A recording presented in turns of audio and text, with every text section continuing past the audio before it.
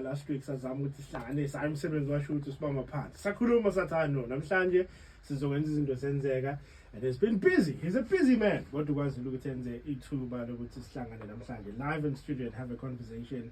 You would know him for his involvement in the entertainment business with Kings Also TV, Kings Also SA on social media. There was a mazi ngomsebenzi omuhle wenzayo ukusiza abantu abaswele abantu abasenkingeni ngaleso sikhathi. You'd also see him with his resilience. Mina nje ngaqala ukumnothisa kushayisa. I knew him before that, but kwenzeka isimo lapho khona owashayisa khona imoto yakhe wayilungisa uphinde yashayisa futhi emva kwesikhashana wayilungisa, and izinto wayezisho along those times, those are the things that made me to actually realize the person that he is. Kuningi kakhulu asekwenzile, and over all that, he's a young man who loves his mom. His name is Kings Also. My brother, good morning. Swamgele Evuma FM. Hey, khawelama ngiyaphila khamba kanjani bo? No, but it's khona. Yeah. Siyabonga ukuthi ugcina ufikile. Mfethu masibonge mfethu uThixo mfethu ngokuthi sigcine sifikile. Yizo umuntu ebhizi mfethu wakhona nje ufika wami la bengirasha ngendlela eyisimanga. Sengithi mfethu ayifethu ungaphoxeki mfethu ngakuleli sonto yabo. No, mfethu no ziyakhipha. So ukusa kwakho namhlanje bekumi kanjani? Ngiyazi ukuthi ubhizi mawufika la usuke nge-straight stairs. How was your morning? Ayifethu ukusa kwami beku-right bra wami. Ngasho nje mfethu ukuthi kuhleli kuyisibusiso ke kumina esikhulu kakhulu nje ukuvuka. Yikho into engiyibonga nje ngokuvuka ngisaphila. Ngithi usuku lami ngazalwa ngalo alibalekile kangako even ukudlula usuku engivuka ngalo ekseni. So nje ukuvuka mfethu is very respectful to me, yeah. But ngicela nje siqale into eqaleni. Ngiyazi ukuthi wenzizwa ngakithi lapha eShaya kothukela. Ukukhula kwakho, schools you went to, asixoxele kanjalo nje bekunjani ukukhula uzobe la ukhona manje? So bra wami ukukhula kwami nje mina ngikhulele ngihlala nomama wanginikeza uthando, wangiphatha kahle. So kwaze kufika isikhathi sokuthi adluleke emhlabeni mhlawumbe ngangineminyaka 11. So ilapho khona ngaqala khona ke impilo ke ngahamba uyazi mfethu ngahamba ngihla ngenyuka ngihlala umalume ngabuya ngahlala komalume. So nje mfethu impilo ayikazi mfethu ibe lula especially mfethu kumina. Ngahamba ngafunda khona emakhaya because ngamuva ngasuka esikoleni yabo ngasuka emakhaya ngawufunda impilo yasemakhaya manje ngafunda emakhaya ngaze mfethu ngaqeda ngabuyela sengibuyela futhi eMandeni because ngahamba ngayishowe ngafunda khona kohlungwini komthonga ngahamba ngaqedela isikole othukela secondary school. Okay mfethu nami ngafunda ehlungwini uMemzulu nje wayengifundisa sasisha wami kukhona bemgumede sakhelele yini wasemthombeni lezansi. So mfethu ngiyabuzwa nje ubali izinto that you went through. Uhlale komalume ikephi kaNtombela? Kansele. Ntombela sekhaya. KaNtombela sekhaya. Mawuthi Kansele wangitshela umunye umfowethu la wasemankwanyeleni ukuthi umalume wakho wayefundisa ehlungwini naye. Usawuthisha namanje. Okay. So buhlala naye noma buhlala kwabanye omalume? No bengihlala ekhaya komama. Umalume ubesebenza ubehlala esikoleni kahle yabo. So So bekunjani ukukhula lapho staying with umalume and the family? Mfethu ukuhlala nje mfethu emakhaya kwangifundisa kakhulu impilo. Yize vele bengumuntu olayithile mina ngolayithike mfethu yabo. Uthi kuphela lokho kodwa ngilayithe into ene-right ngoba ngeke ngithole ngenza into ezibhedayo yabo. So mfethu nje mina ngasho mfethu ukuthi ukukhulela emakhaya uqhubeke nokusukela okushini ke emakhaya kwangisiza kakhulu ukufunda impilo, ukufunda izinto eziningi mfethu, ukulusa, uqhathwa nanezinto mfethu eziningi mfethu yabo. Nale nto leza imfundiso nje mfethu ukushawa mfethu kwesinye isikhathi ungenze lutho, kwesinye isikhathi yabo uqanjelwa amanga. So nje mfethu izona zonke mfethu izinto mfethu njengamanje ezizithele ezangifundisa. Ingakho nje mfethu mina ngawo sonke isikhathi ngihlele ngibheke phansi. Manje usuke nini ekhaya wayithola useThekwini ngesithini izathu lokho? Ukufika usuke emakhaya sengiqede esikoleni matric. So ngifunde la elangeni eTVET College kwanyuswa nalapha abantu abaningi bacaba mhlambe ngakhona yabo kanti cha ngene wakhona yabo because izinto eziningi imigango ngiyenzele khona ukugqoka ama-chips nokunye yabo so nje ngiqale khona so abantu abaningi bangathi ngakhona yabo so ufika wami nje ngifike eThekwini-ke ngizofunda emva kwalapho hayi angibanga-ke ngisahamba impilo nje yangishintshela qhawe lami so ngasibona isidingo sokuthi vele emakhaya vele angijwayele ukuya khona that's why kubalulekile ukuthi njengoba sengiphila la eThekwini nje so into engizoyenza lo mjondolo engiwakhaya angiwakhe khona la yabo ngoba vele ngiphila khona la eThekwini. Ubufundani lapha London? Bengenza mfethu public management kahle kahle mfethu to be honest nje ngeke nje ngisho ukuthini bengenza nje mfethu ngokuthi nami ngiqale ukuhlala yabo but nje mfethu ngeke bra ngeke ngizwa kahle mfethu so wangena kulento yogqoka ama-chips ayakudumisa kakhulu wangena wakhula ku social media. Talk to us about dominating social media because you dominated. Ngiyakhumbula nje uveza ukuthi une-reach engakanani nama-views amangaki ku-Facebook. I haven't seen anyone who can do that eNingizimu Afrika yonke. I-number that you hit ungena kanjani ku-social media ugcina usudominate nakhona?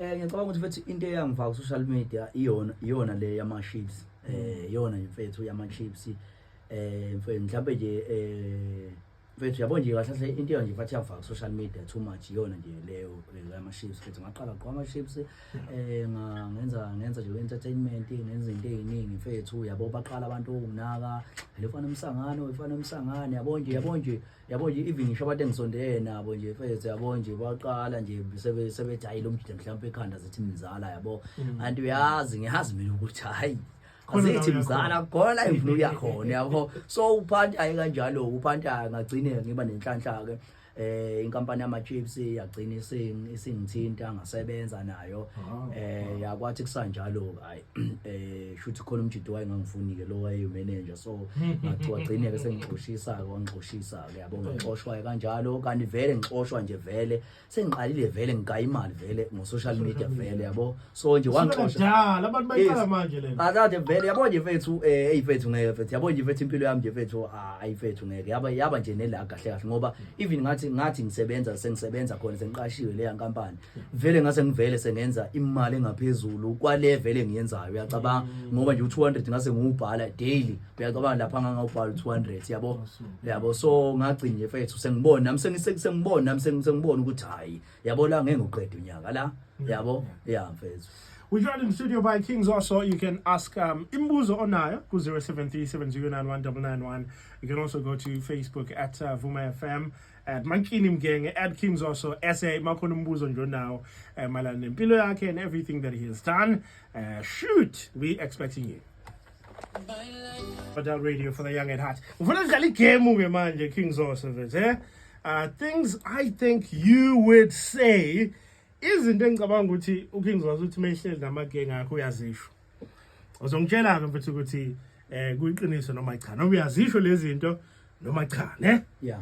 Okay. So, number 1. uKings also mayisemotweni engathi hayi baba asidlala ingoma zaleyo ndoda la emotweni yami. Ungayisho into efana leyo.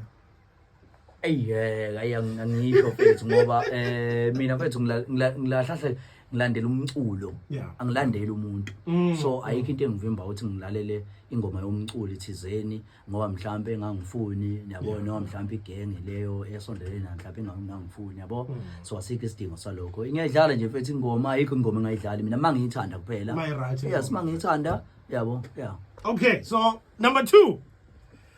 Ayikhohla qhawe mina ngeke ngize ngiqonye intombi yaseThekwini. Ngeke nje ngize ngigane intombi yaseThekwini. Is this something you would say? Ngeke mfethu ngeke uzusho mfethu. Umuntu ngiyacabanga mfethu eThekwini mfethu kahle uthando mfethu akukho lapho ongakwazi ukuthi ulukhethe khona ukuthi hayi mina ngifuna ngothola umuntu wasemakhaya yabo noma umuntu wakuphi yabo but umuntu mfethu kuba kuyena nje umuntu ngendlela asuke right ngakhona kuwena ngoba nawe umuntu wesilisa uyazi ukuthi ufuna umuntu onjani yabo nawe futhi umuntu wesimama uyazi ufuna umuntu onjani so life yefethu ngeke ikhethele kahle ya. True. Eqinisweni nje bakhona mfethu abantu aba right nakhona bakhulela abazali eThekwini nasemakhaya futhi bakhona aba wrong. Yes Ngiyafana nabesilisa nabesifazana hayi kungabe ngathi sikhomba abantu besifazane kuphela. All right, okwagcina ke mina angwazi amadoda acabanga kanjani. Ungaba nento eningi kodwa usalala endlini yangenhla kini. Is there something you would say? Hey bro mfethu but kulabo mfethu abangasebenzi ibone ngingabakhipha laba yabo but uma usebenza kukhona asikho isidingo sokuthi ulale kwagogo yabo uyabona nje mfethu uma usebenza uNkulunkulu ekubuse ngomsebenzi that's why mina umuntu ngisho ngathi hey mfethu so ngiyasebenza kodwa akwakheki noma mhlambe akwenzeki njani ngivele ngimbuza umbuzo wodwa ngithi yinto imosha ikuphi lapho mosha khona imali ngoba uyuthola ukuthi yazi ukuthi even ngisho ngihlangana nomuntu mfethu engitshela ukuthi awuzoso mfethu hey mfethu wakhile mfethu yafetha ngathi nami ngenza kanjani ukuze ngakhe yabo ngivele ngikhipha ifoni ngoba nginamafoni amathathu ngikhipha ifoni ngimbalele impahla ayigqokile uthola mhlawumbe impahla ayigqokile mfethu yawukhipha 10,000 yabo bese yabona mina ngendlela yabona ngoba ngigqokile le t-shirt yami Mr Price mhlawumbe yawo 300 iblue ngigqokile mhlawumbe la Mr Price funa nalo mhlawumbe liko 3 something ophaqe ngibagqokile abakwaphepho yabo so mina angugqokile kahle mina ngigqoka 1,000 pounds ngigqoka 1,000 pounds yabo so angithi yabona ukuthi khona ezinye izinto esimosha kuzona imali engenasidingo mfethu yabo thola ukuthi omunye uyabona ukuthi vele utshwala vele ibona ubumoshela imali yabo ibona umenza ukuthi angakwazi ukuthi abeke kahle imali yabo ukuze ezokwazi ukuthi akhe but kodwa uyaqhubeka kwenza khona ngivele ngimtshele ukuthi yabona ke wena usashaya life alright qhubeka ushaye low life right low life lo and I can attest to that. I Kings was like a swanky village. My brother, so school me kakhulu mfowethu kusukela nje ukhulu samncane Mandeni ehlungweni now you in Durban so akumuzo omkhulu isitezi mfowethu siyakhalelisela ngomsebenzi uzithe wakwazi ukuyenza but kunengxenye impilo yakho ongakhulumi ngayo ngazi noma ucomfortable ukuthi ukhulume ngayo you always talk about your mom uma wakho uthi wadlule emhlabeni mhlawumbe una 11 mhlawumbe do you have good memories izinto nje othi mawumcabanga zikujabulise mase kuthiwa nje ukhuluma ngaye what would you say about her mfethu yabona mfethu uma wami bro wami mina ngisho mfethu ukuthi yabona njengoba nje ngakho indlu that's why ngithe ngiyakhela umama yabo ngoba umama udlala indima enkulu kakhulu empilweni yami yabo since nje ukungizala kwakhe ngoba khona ama-abortion wayengayenza abortion yabo so umama wanginikeza uthando yabo uyacabanga ubuka ngimncane kanjani 11 years umama eshona mina but kodwa ngiyakwazi ukukhumbula izinto azenzayo ezuthando ezunayekela ezukungivikela yabo nezokungikhulisa ungishaya mangibhedile ngangithola nje induku ngishuke ngisho amadlebe yabo so umama mfethu mfethu uma wami mina mfethu uyikho konke kahlahle emhlabeni mfethu that's why ngisho mfethu ngisho wathi umdala kanjani mina uzongisukela ngomama ngeke mina bra wami mina kulapho kukhombisa khona ukuthi kahle mfethu awungizali mfethu yabo siyohlonishwa kini yabo so irole nje mfethu mina iyadlala umama so ingakho nabanye abantu mfethu ngingibaqhuqumezele emakhaya ukuthi ingane zeni bafethu yithandeni angithi awukwazi ngizwa ngikhuluma ngobaba yabo ingobaba angimazi yabo noma ngimazi bengigcina mhlambe ngokumbona ngolanda imali ishuthi mhlambe noma yesondlo mhlambe futhi ngaya mhlambe noma kabili yabo so nje ubaba ahlahla ngimazi that's why ngingakhulumi ngaye mina ubaba so ingakho bafethu umuntu onengane akayidlala irole yokuba umzali emntaneni umntana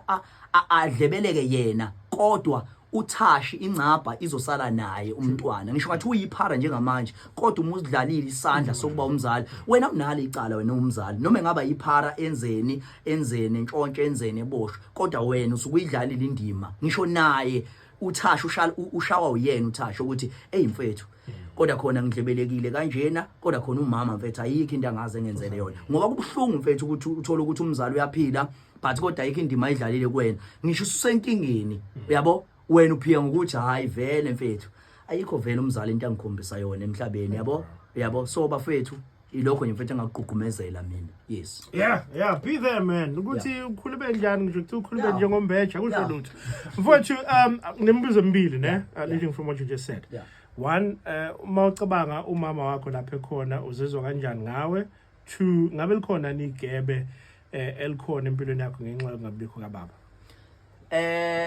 bro wami mina wethu igebe lokungabe khona nje kwababa mfethu mina ngeke ngize ngibe ngisho ngithi mhlambe ikhona mhlawumbe indime kanjalo yabo ngoba mina zonke izinto engizenzayo kahle kahle ngiyayicabanga yabo ngicabangela mina so into ebhedayo ngiyakwazi ukuyibona into eright ngiyakwazi ukuyibona that's why nginganawo umngani ngingenayo mina ngiphila ngedwa ke mina yabo so uma lapho usungibona umuntu mhlawumbe ngisuke ngiphila naye yabo but kodwa isikhathi esiningi mina ngisichitha ngedwa yabo banye mfethu ayikho into engayisho mina ukuthi isikhala sika baba mhlawumbe esikhona empilweni yami ngoba ekhaya kahle kahle ekhaya lapho engakhula khona ngafunda izinto eziningi yabo mhlawumbe ke nanokuhlakaniphayo kwami ke okwangivula ingqondo yabo ikhona futhi okwangenza ukuthi ngibone that's why even ngishonela abazali ngishonela umama mina angikhalanga kangako ngithi abantu kumele bengenzele something abantu kumele bengenzele something because vele umuntu oyese umuntu wangizala kahle vele wayesedlulile emhlabeni so ngayigqoka nje mina nga-understand mfethu ukuthi mfethu njengomama eseshonile angikwazi mfethu ukuhlupha abantu abaphilayo emhlabeni umama ngishiye nabo ngihluphe mfethu ngibahluphe ngibe yipara ngenze izinto ngene amacala ekhaya yabo so angikwazi futhi ukubakhalela futhi ngokuthi mhlawumbe abangenzeli izinto eziwukuthi that's why ngikhule mina i-Adidas ngigqoke manje ngoba sengisebenza yabo but angikaze ngigqoke mina into eyigama ngisahlala ekhaya ngisafunda ngisenza izinto eziningi yabo yeah bro how would your mom feel mase kuthiwa nje uyakubona manje uzizwa kanjani ngawo Fethu yazi fethu yazi ukuba umzali fethu uyabuya fethu ngeke fethu yo fethu uyacabanga fethu fethu ngo manje siyayi ngeke fethu ngangamvala amehlo fethu uyacabanga fethu yo fethu ngeke ngamvala futhi inkinga imanje wayizobona inkinga ukuthi ba posteni inkinga yazi wayizobona ngoba ngangeke ngikwazi ungapost fethu ngeke yo angazi fethu yo ngeke ayeke problem iyakaze fethu yo uyacabanga nawe umzali mana uyabona nje fethu fethu umzali fethu wakhelwe ingane isithize singaka ya mhlawumbe into ongazi uyakhe kwawena uyabo so nje mfethu ngeke mfethu uyabona ngempela ukuthi mfethu ngazala bra wami ngazala yabo yeah you don't have to say it we can say it your mom is proud uma wakho mfethu uyasiqhenya ngawe and ukubhekile ngaso sonke isikhathi masibuka ke sokhuluma nje nangokunye oyingxenye yakho including ukusiza abantu which is very important nangalabantu ke abakhuluma kabi on social media ngiyazi ukuthi nalokho kube nendima enkulu kwidlalile empilweni yakho abantu who are very negative talk about it when we come back all right no asikangeni ubona nje yonke uqala uwezwe we actually given and part of this morning joined by Sphiwe Ntombela, Kings also everybody. Siyabonga kakhulu mfethu. I have a few messages here from people listening. Ngicela mfethu ulalele la. Uread naso. Wemakeni lo fana ave ngimlandele ndave ngimthanda. Ave ngithanda iqhawe. Ngithanda kabe iqhawe ku YouTube nje ngiyamlandela. Yayikho njena einkundleni zokuxhumana ngamlandeli khona uFacebook. And njengoba esho futhi ukuthi wafunda elangeni la wanyuswa esemaqadini ke kodwa uyaphosisa amehla anyuswa emaqadini uqinisile simazela khona uxolani lona ke embo kwa Road Bay body shop sanibona madoda ninjani angikhuluma nobabunyani lo mkhaya ke mina bengiseshowe enkanini nami ngikhulele khona ma wangishiya mina ngino 18 years 7 years angino 7 years so ngakhulele enkanini mfowethu ayinto into yenza into kakhulu yabona nje yonke into mfowethu esengiyifundile mina ngifundisa ugogo manje ngibona manje I'm 63 years manje nginedladla nginayo yonke into la emlasi yabo so nje kahle umusuke emakhaya usubuya uza ngala eThekwini umuntu ophiwo ohamba nethonga into zakho ziyayivulekela awudingi ukuthi uzuvuleke yabonga siyabonga mfethu what would you say nabo abantu bethi bakhonzile mfethu bayithanda into yenzayo Wethu ngiyabonga kakhulu ngoba abantu vele bahleli bengikhombisa mfethu ngoba ngiphila nabo ku social media ngezinto eziningi mfethu engizenzayo so nje angithuki kahle yabo so nje vele sengabonga nje kulabo nje abalalele ukuthi ngiyabonga ukuthi mhlawumbe belalele bephinde futhi ke be participate mhlawumbe ke eyona entweni mhlambe kusho yeah. Mfowethu nje masibuya sokhuluma mhlambe ngama negative comments watholayo enkundleni zokuxhumana khona leli linye ilanga futhi engathi ngibuka ngezwa enye ngafunde enye ama comment ikhuluma ukuthi wakhile edrobheni eThekwini kodwa ekhaya awakhile and there was a whole lot of negativity that came with the comment. So I want you to talk to me about ubudlelwane bakho nekhaya because wakhile eThekwini kodwa njengoba ukhulela emakhaya wonke umuntu ulindele ukuthi unekhaya la uqhamuka khona la uzelwe khona ake usilandise nje ngekini nangendlela okhulwe ngayo nanokuthi mhlawumbe kungani wakhile la ungakhile ekhaya. Ifethu yazi angazi fethu mhlawumbe fethu umuntu engathini mfethu lethiwa abanye mhlawumbe mhlawumbe baze besho ukuthi hey kodwa manje umuntu phela ngesazi mfethu ngempilo yakhe yonke yabo but mfethu nama ngijwayele mhlawumbe ukuthi ngiposte ngezinto zekhaya mfethu into ekanjalo yabo but mfethu nje ngingasho mfethu ukuthi njengoba mhlawumbe ithuba selize lavela mfethu ngoba into ahlahle engiyifihla kahle yabo angazi ngakhuluma ngekhaya that's why abantu abaningi bengaze besabone mhlawumbe abantu abawuthuba sekhaya yabo ngezimo zokuthi mfethu mina mfethu ngikhuleka kahle mfethu kanzima yabo mawuthi ukhule kanzima usho kanjani mhlawumbe uswela noma mhlawumbe mfethu mina ngingasho mfethu mhlawumbe ngingasho mfethu ukuthi yabo nje mfethu ukhula kwami nje kahle khona mfethu okungenze nganenhliziyo mfethu ebuhlungu yabo lethiwayo kade ngisho mfethu ngiqoqumezela ukuthi abazali mfethu bayithanda ingane yabo so ekhaya mfethu mfethu angithi yabothi ngakhe kangakanani but ekhaya anginawo ngisho one room ngekukhole konke lokho yabo anginawo ngisho one room kodwa ngiyakwazi kodwa ukwakha ngakhe 13 room njengamanje sengakho round eceleni yabo kodwa ekhaya anginawo one room lapho engigoyele khona yabo so mfethu nje kahlahle nje mfethu bengingayeki ngisho ekhaya kahle to be honest nje yabo kahlahle nje mfethu ekhaya mfethu akuyeki mfethu yabo so into engiphikayo ukuthi mhlambe indlela okhule ngayo ekhaya akukhona mhlambe lokho kujwayelekile ukuthi angikhule kanzima ngenxa ukuthi mhlambe ubuswele kanjalo but ngathi khona nesandla mhlambe sabantu ubukhula nabo esibe nomthelele ekutheneni ube nomuntu oyena ungasho ukuthi beniphethene kahle namalungu omndeni sukela kwabantu abadala to your siblings and everyone.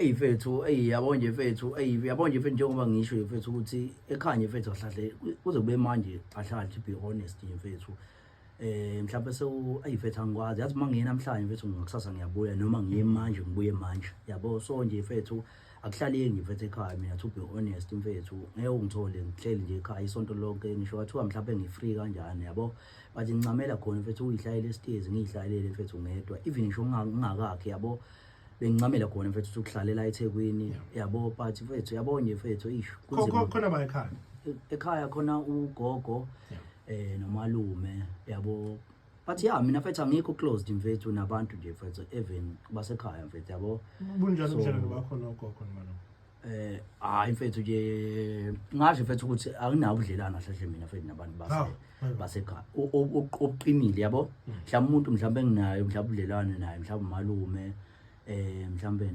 nomamncane yabo oyibona mhlambe abantu mfethu yabo mhlambe esazana nabo esasazana mhlambe nabo even ngisho umuntu mhlambe esaswele yabo ugogo because abantu abaningi bahlezi bekhuluma ngogogo very loving wangena wathatha isikhala sika mama mhlawumbe umama engasekho how was being raised anokhula nje around ugogo kahle mina mfethu umama wami kahle washona ugogo biological gogo yabo wahlahle washona yabo so khule nje nogogo so into nje fethe kanjalo nje but mfethu no it's fine if you're not ready to get but mfethu ngibonga mfethu ukuthi ngikwazile mhlawumbe ukuthi mhlawumbe ukhuluma kancane ngoba mhlawumbe umuntu mfethu bezoze efe yabo ethi mhlawumbe maseshonile mfethu masekiwe ekhaya yabonakala mfethu ekhaya ukuthi umuntu akakhile but kodwa eThekwini wakhile yabo ngibe ngi-afforda yabo ukwakha so ngabona mfethu ukuthi okubalekile mfethu ukuthi ngilungise impilo yami ngilungise nekusasa lami ngoba kuyafana noma ngathiwa ngiyawa njengamanje akekho vele umuntu ongadlala indima yokuthi angisize yabo so ikhona ukuthi ngiphembele khona lokho enginakho mfethu yabo ya mfethu nje kodwa ke ngaba nakho njena ngabafakela mfethu iroof mfethu ya mfethu endlini abasebeyikhandile noma bayikhanda yabo nami sengenzela mfethu ukuthi mhlambe ngidlale yabo indima but nje 15,000 ngawukhipha mfethu ukuthi kuthengwe iroof but mfethu eish akukho ncamncam mawucabanga ekhaya ayikho leyo njabulo because uma ucabanga ekhaya kushaya umoya kube nenjabulo kuba nepeace akukho lokho ngeke mfethu injabulo yakhe isesitezi hayi mfethu hayi mina mfethu ipeace yami sesitezi ngisho yabo nje ngihlayela ngedwa angihlali namuntu ipeace yami nje lapho mfethu yabo nje ngikhululeke kabi ngihlayela ngedwa mfethu angazi kwanyaka angazi umuntu mfethu umuntu usuka yena azongisukela yena yabo but mfethu my brother, I want you to pay some bills and continue with the conversation. King's also everybody. Oh, it's Java coming through with Uyena. King's also ukhole kuphakamela awuthi ngiyambona manje udansela le ngunguluzi asetshenziswa ngiyaxolisa The Office of the Ombud know that smart taxpayers do the right thing. They know their rights, understand their responsibilities, and stay compliant with SARS. If you've been treated unfairly by SARS, the Office of the Tax Ombud can help independently, fairly, and free of charge. Visit taxombud.gov.za or call 0800 662 832. Office of the Tax Ombud, smart taxpayers do the right thing. Yebo! We're just wrapping it up with King's also in studio right now. Mfowethu ingxenye ngifuna singene kuyona yale nkulumo ile futhi esikudonsele kakhulu uthando kubantu kodwa futhi for some very crazy reasons yakudonsela nama comments are negative kubantu ku social media. Ukusiza kwakhe abantu kuningi kakhulu sikubona ku social media lekena labantu ngezindlu ukudla abantu abashonelwe abathandiwe babo recently just sibone case obuyisebenza yomuntu obedinga umntwana obedinga i-wheelchair kuningi kakhulu sothi wakwenzela abantu tell us about this qhamuka lokho and kungena kanjani empilweni ka King Zoso bro wami mfethu kahle angingasho mfethu ukuthi kahle project mfethu bengithi ngizoyishaya ngo-2027 yabo bekuzoba imali ezobe isuke ephaketheni lami yabo so okwamanje mfethu into nje mfethu eyifikele ngeke ulinqabe mfethu kubiza uma selifikile yabo so nje ngiyasho ukuthi mfethu nje mfethu into kahle mfethu engingazi mfethu ukuthi inakho nje kanjani ingene kanjani because lwamkhulu even lomkhulu engimakhela indlu ngamakhela ngemali ngeindleko zami yabo that's why ngaze ngimpost yabo so ngobe ngivikele isithunzi sakhe kodwa ngathi kusenjalo ngathinta omunye umama washo ukuthi eceleni kwalapha makhelwane wakhona washo ukuthi mfethu kunobaba lawo stroke kanjani so ngase ngaposta ngacelela lomndeni lona usizo le ndaba yokuthi batholelwe indaba zomaphampas nokudla so imali bagcina abantu beshaya imali ngempela ngagcina ngibona nami ukuthi hayi mfethu le mali le iyahlangana ukuthi labantu mhlawumbe bakhele noma one room nje mfethu one toilet yabo so kase kuba right ke mfethu ke ngayeka emva kwalapho ke kwaba nokukhuluma okuningi mfethu yabo ukhuluma ukuthini ukhuluma nje abantu besho ukuthi hey udla imali kanjani yabo so ngakhetha ukuthi ke mfethu ngabatshela futhi nabantu ukuthi hayi bafethu ngiyayeka ngiphinde ngisize umuntu ngomsiza ngeindleko zami yes ngingaceleli umuntu inakhujana usizo yabo so kwathi kusanjalo ke ngashayeka uthash ngibona insizwa umphilisi foundation okuyiyona eyiposte usisi nomama unenkinga ekhubazekile odinga wheelchair so ngashaya uthash ngaposta ngathi bafethu cha impela lo usizo uzothengelwa yimini wheelchair futhi ngizoya ngombono emva kwalapho ke abantu bangicela ama-account bathiwa mfethu awufake i-account mfethu ngathi ngeke ngifake i-account ngesimo sokuthi ngiyasaba ukuthi mfethu nizongithuka basho-ke abantu ngiyibona ngesibonelo-ke sakhe ubaba uMsweli Ingwenya basho ukuthi hayi mfethu noUMsweli mfethu bahleli bemthuka mfethu kodwa akaze mfethu nangelilodwa ilanga kwaphela amandla yabo ngoba abantu kusuke kukhuluma kahle labantu kabi ilabantu abangikhiphi ngisho isente elimnyama yabo ngoba abantu abakhipha kahle bayathula yabo so mfethu ngaqhubeka ke mfethu ngayifaka ngathi mase ngibuya khona emndenini ngayifaka mfethu account mfethu abantu mfethu bayifaka imali mfethu bayifaka mfethu imali ngokungakholakala mfethu yabona mfethu abantu mfethu lokho mfethu wakhombisa kakhulu ukuthi abantu baSouth Africa mfethu banayo support yabo futhi banayo imali abantu abamnyama especially thina abantu bamnyama sinayo imali yabo ukuthi yes ukuthi kuphela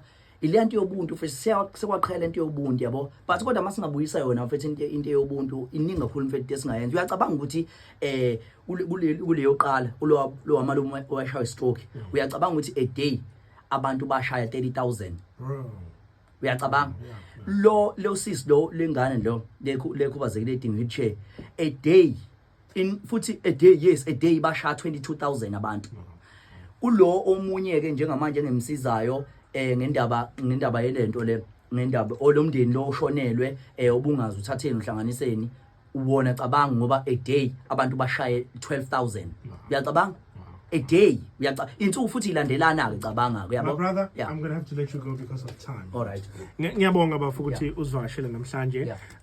Please lead us to your social media sikuthola kanjani makhona abantu abafisa ukufaka isandla nabantu afuna ukukuseka khona konke okwenzayo. All right mfethu bengangithola mfethu epage lami Facebook especially ema befuna ukufaka isandla ngoba ilona page engilisebenzisayo ezintweni zonke engizenzayo for ukusiza umphakathi kingsoso_SA enambeni ke bafethu ethi 06789027002 bafethu bengakwazi ukuthi abantu beshayele lapho bekwazi bafethu abantu ukunikela ngama wheelchairs ngoba abaningi kakhulu abantu abadinga ama wheelchairs abangakwazi ukuhamba abanye abanenkinga mfethu asizeni umphakathi ubuntu ebantwini 10 rand bafethu yaziya mfowethu sokubona kwempucuzeko later awelami noma kanjani qhawela amaqhawe Kings also everybody yeah